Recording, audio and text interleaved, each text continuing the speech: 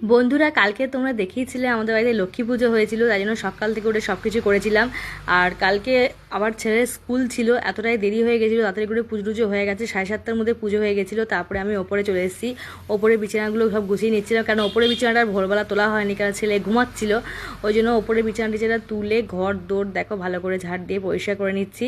পরিষ্কার করে নিয়ে ছেলেকে এবার বসে পড়েছি খাওয়াতে, ছেলে স্কুল যাবে, ওই জন্য ছেলেকে বসে পড়েছি খাওয়াতে। এবার বাচ্চাদের তো জানো রেডি করতে কতটা টাইম লাগে। এবার স্কুল এমনি ঘুম থেকে উঠতে চায় না, তারপরে ঘুম থেকে উঠে তারপর পুজো দেখেছে সকালবেলা উঠে, তারপর খাই টাই নিয়ে তারপর রেডি করে নিয়েছিলাম।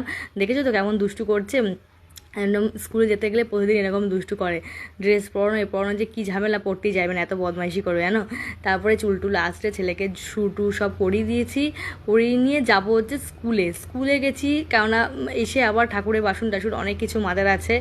আর পুজো, একটা বাড়িতে পুজো হলে অনেকটাই কাজ থাকে, যার জন্য অনেকটা ব্যস্ত হয়ে যাই আমরা। আর বিশেষ করে ছোট বাচ্চা থাকলে তো আরও অনেকই দেরি হয়ে যায়। ও তো আর বড় না যে ও সব কিছু করে টোরে নিয়ে স্কুলে চলে যেতে পারবে, তাই ওকে আমাকেই সব কিছু করে একদম রেডি করে দিতে হয়।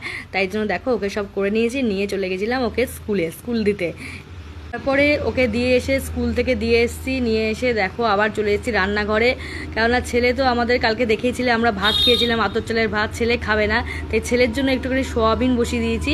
সোয়াবিনের তরকারি, সোয়াবিন করেছিলাম আলু দিয়ে, ও ওটাই খেতে ভালোবাসে, নিরামিষ যেহেতু, তাই ওর জন্য একটু সোয়াবিন করেছি, আলু দিয়ে সোয়াবিনের তরকারি করেছি, ওটাই ও খেয়েছিল কালকে। ওই জন্য প্রচণ্ড ব্যস্ত ছিলাম বন্ধুরা, তাই অতটা তোমাদের সাপোর্টও করতে পারিনি। এবার থেকে তোমাদের ভালো করে সাপোর্ট করবো। চলো বন্ধুরা, টাটা, ভালো থেকো।